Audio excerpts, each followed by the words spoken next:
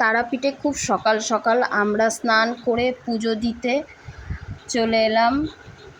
তারপরে একটু ভিডিও করলাম। আর প্রচণ্ড পরিমাণে ভিড় হয়েছিল, বিভিন্ন রকমের লাইন।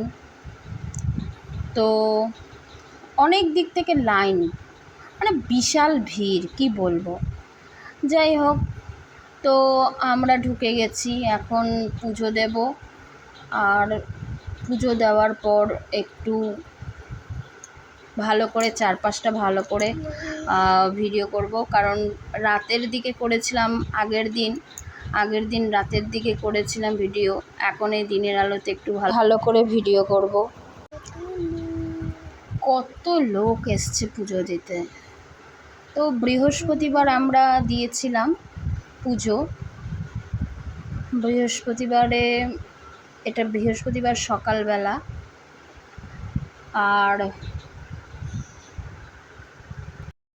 আর যা গরম পড়েছিল, প্রচুর পরিমাণে, মানে এত গরম, দেখো আমি পুরো ঘেমে গেছি, ঘাম দেখা যাচ্ছে, এত ঘেমে গেছি। আর তাপও ভালোই ছিল একটা। তো যাই হোক, এরপর মন্দিরের চারপাশটা একটু ভিডিও করলাম। আর সাউন্ডটা আমি অফ রেখে দিয়েছি, খুব ক্যাচের আওয়াজ হচ্ছিলো, প্রচণ্ড ভিড় তো, তাই সাউন্ডটা অফ করেই আমি এডিটটা করছি।